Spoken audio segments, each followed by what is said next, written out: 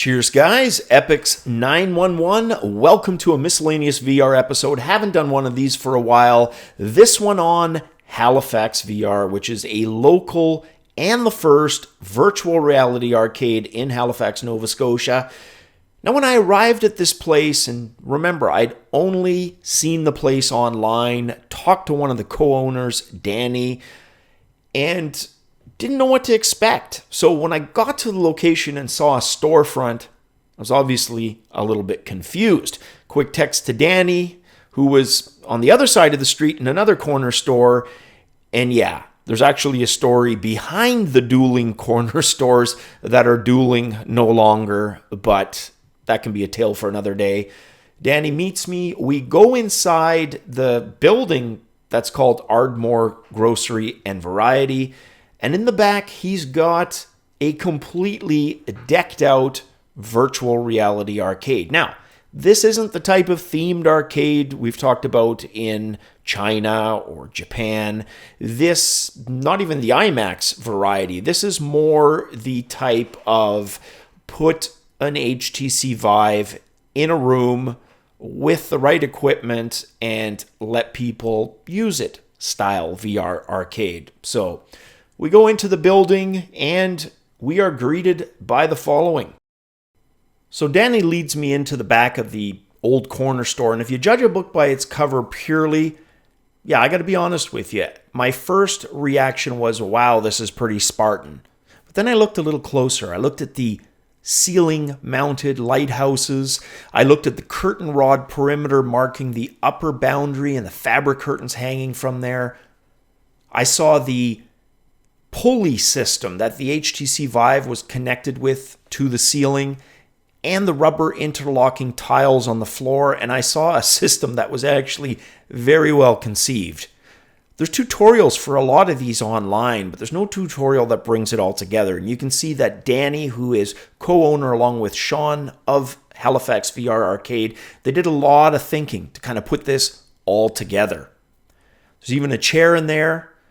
You can have seated experiences, standing experiences, a little lounge off to the side, and we're going to see that in some pictures, with a TV. So family members, friends, they can either watch the person in VR directly or see on a TV in the lobby there what the person in the VR experience is actually seeing. Or both, right? You can look back and forth between the two. You can see in these pictures here, family members are sitting on the couches, watching the TV, and the person inside the rubber floored panel area is enjoying the VR experience. So it's a 1080 GTX powering all of this, and of course, Danny or Sean manning the stations. It was Danny who had a chance to sit with me and talk about this.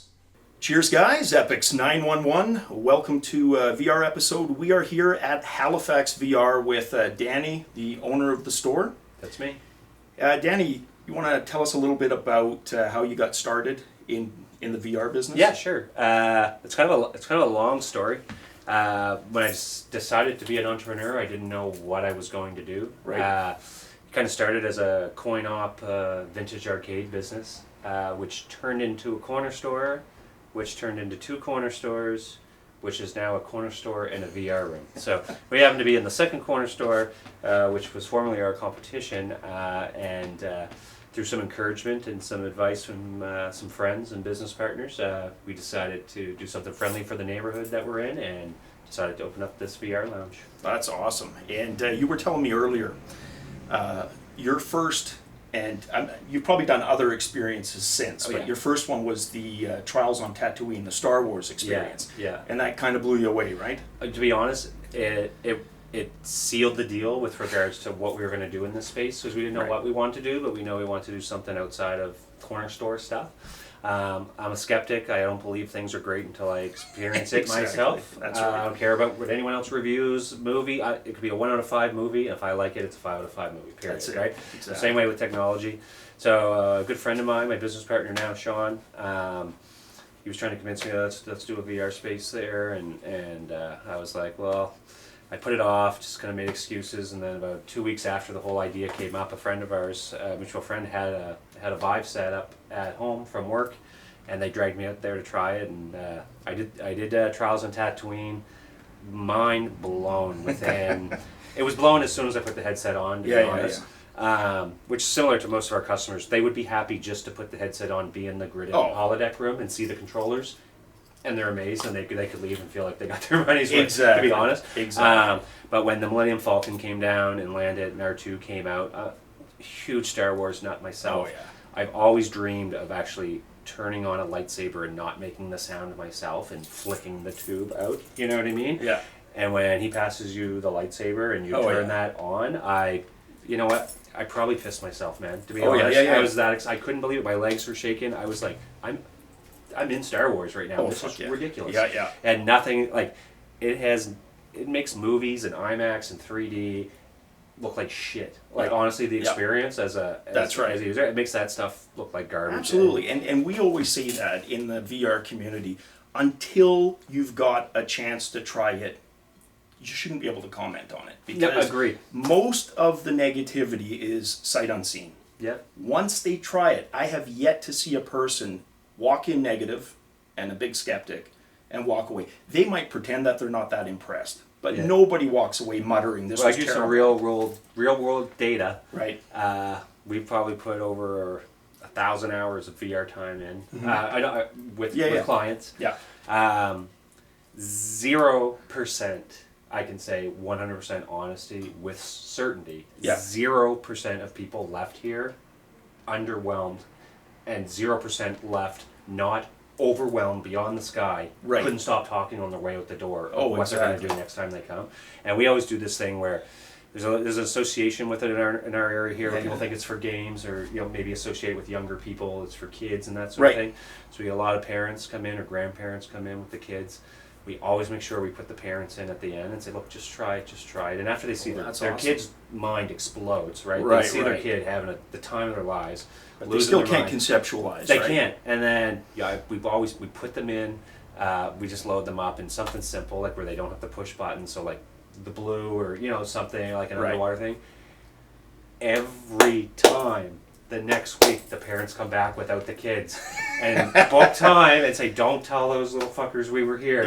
We want to play. And they become the long-term customers, and you rarely see them with the kids anymore. I got to ask you this, Danny, just because you're talking about stats. This is just for my curiosity, because I usually look at the split kind of gender demo. Yeah.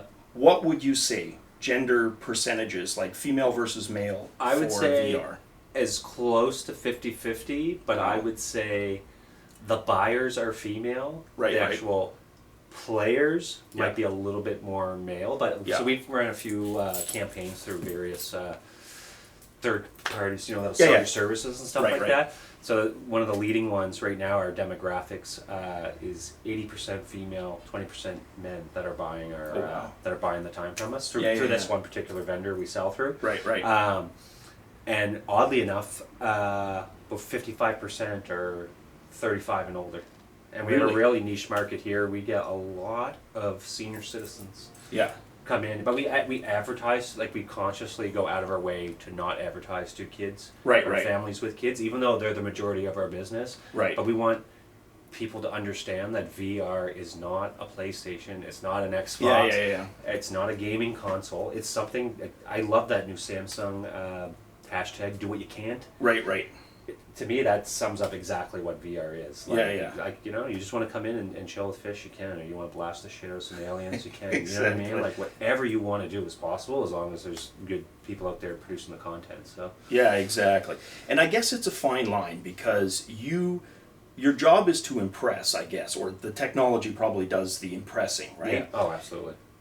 And it's a fine line between, you want to impress them enough to come back, but I guess you're probably also responsible for some HTC Vive sales, I'm sure, right? Oh, absolutely. So well, part of like a tiny side business is, we get asked, if we buy this, you help us buy it and set it up at home. There you go.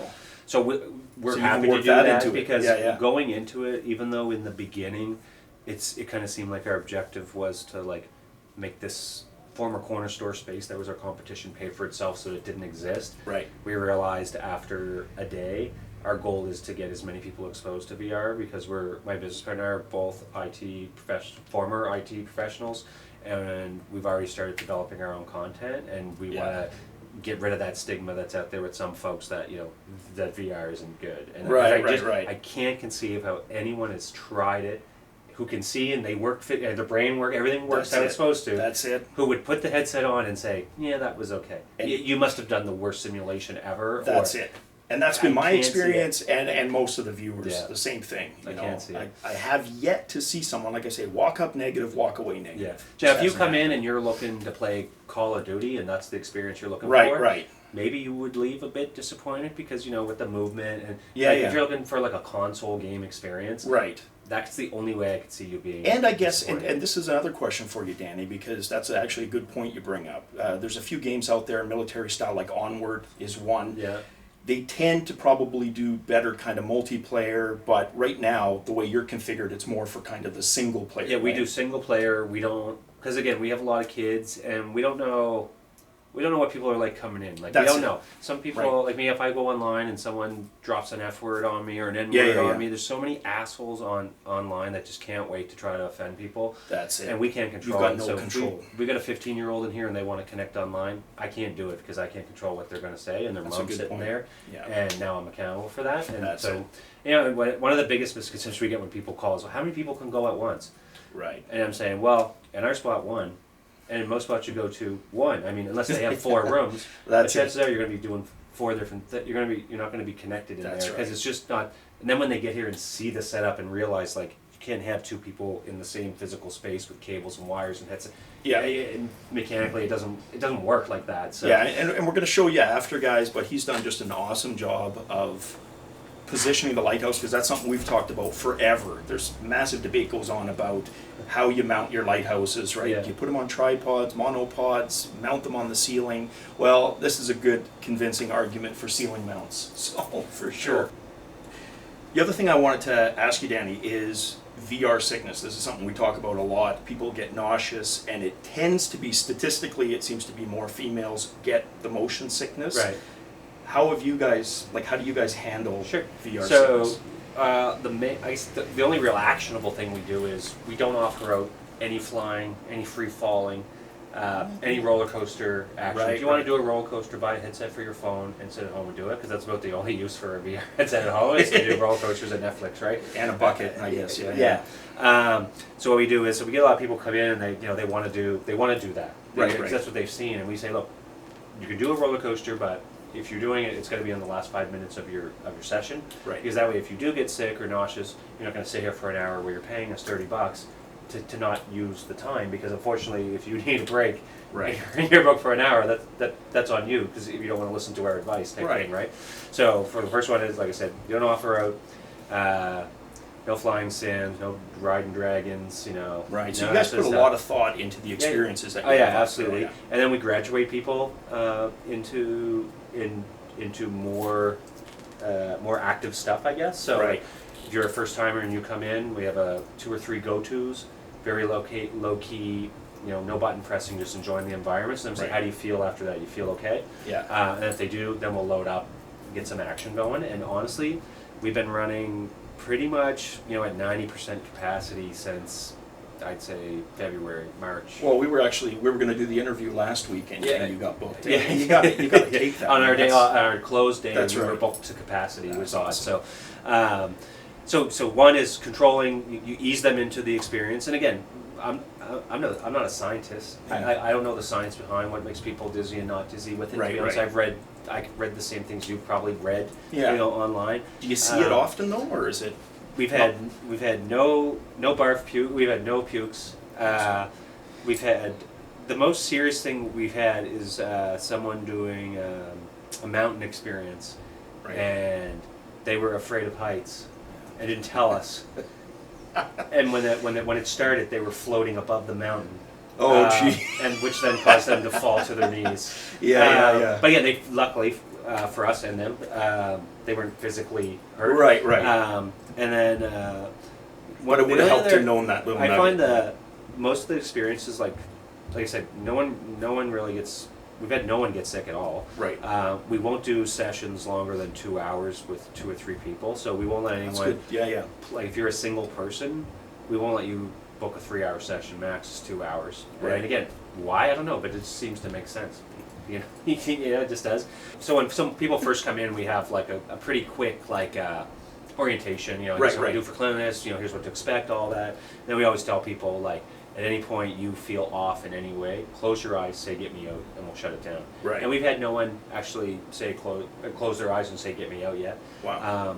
And then the final thing is we avoid applications or experiences that use sort of a trackpad type movement. Right. So teleporting, no problem, but like games, I'm not gonna say anything specific. So like the smooth locomotions, try to avoid. Yeah, because like the ones where you use the pad. I'm thinking of one I tried that didn't sit well with me. It was the bellows. I think it was. Okay. It was like a horror experience. Right.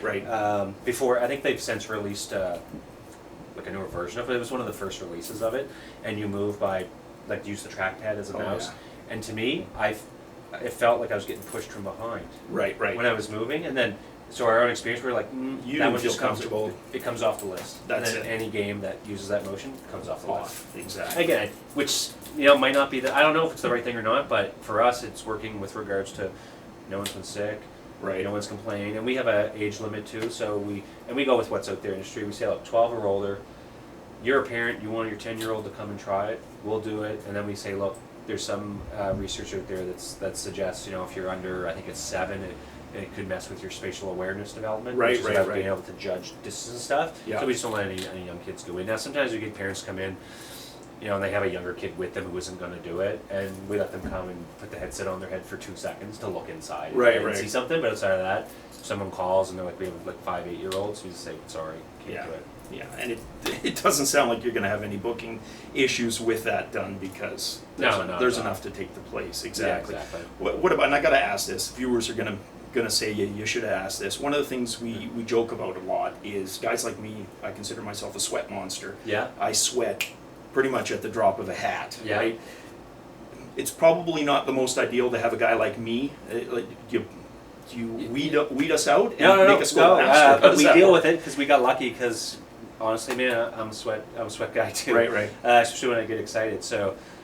Several things we do to combat that for cleanliness because it is a shared system, right? Exactly. So of course we have these things are detachable. Yeah. So each new session that comes in, we put in a new grip. Right. Headed. Now you might have to share with your buddy. When you come in, so be it. And then the second thing we do, I'm just going to grab one here. Mm-hmm. We everyone that plays has to wear one of these. So we just have these like my beanie. We just have the beanies. Nice. Everyone wears one.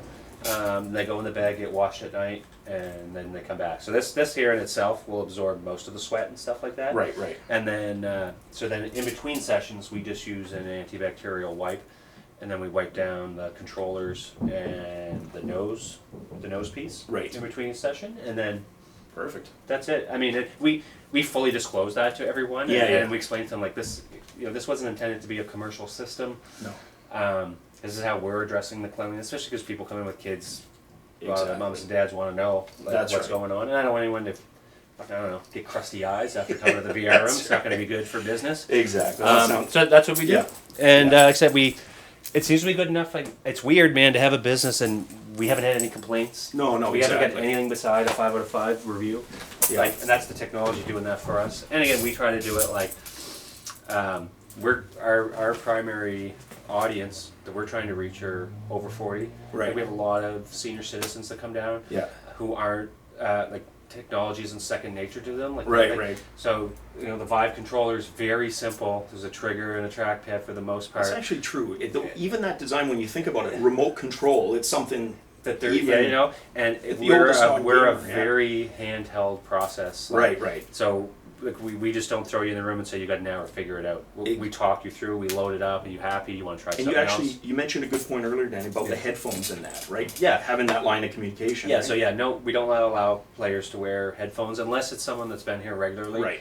We trust them because we need to be in touch with you. Because again, we want to be able to tell you if you're getting too close to the curtains, like whatever it might be. Yeah. Or plus two, we kind of guide it because a lot of the simulations or games say it's an escape room, right? Like. Sometimes people, they don't want to waste their whole hour doing it, but they want to see everything, so they want to be in there, but they want you to tell them what to do in order, and they don't have to think, right? You know what I mean? So there's a lot of that where we're given direction and stuff. Like I said, we might have 10%. Like we have a lot of repeat customers, but it's fun because every time someone comes back, they always want to do something different. So there's always a need to be in touch, to be talking. Like I said, we have a few guys that have bought year memberships who have their own we just keep their headphones in the desk for them. Yeah. They come in, but I give them a key. Yeah. You know what I mean? Like that's the type of guys they are. Like they sit down, Exactly. they come to game, and then they leave. So it's like they don't need us babysitting them type deal. Right. So that's it. Now, I know a lot of it is still kind of a work in progress, but is there anything you can tell us about growth plans? Obviously, you guys. Yeah, sure. We're actually on the verge of getting quite a few locations out in Atlantic, Canada, Right. New Brunswick, and Newfoundland, and not sure about PEI yet. So we're partnering with a company out of the Maritimes who have access to tons of brick and mortar locations through their line of business. So they're an amusement company, a lot of coin op stuff. So what we're doing is putting VR rooms in all their spots. So it won't be under, a lot of it won't be under our brand. Right. And we'll be working behind the scenes, but we'll be working in the front lines to help promote it and stuff too. Because like I said, we're developers by trade, and we want as many people using VR, so there's lots of people that consume our content. So for your brand specifically, if somebody's visiting Halifax, what's the best way for them to get in touch to book time?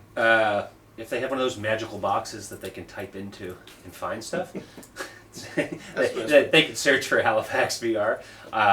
I'm going to throw that link up, but you prefer it like one over the other, like the Facebook one over the whatever website? you honestly. We do Facebook, we do Twitter, we do Instagram. We have our website.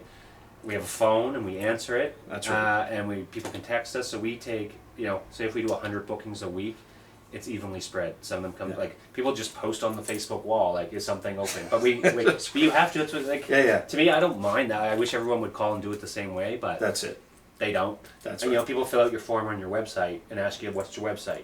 You're just like, okay, here's my website. Exactly. I just used it, but yeah. So we're happy. Facebook, Twitter, we're HalifaxVR on it all. Instagram.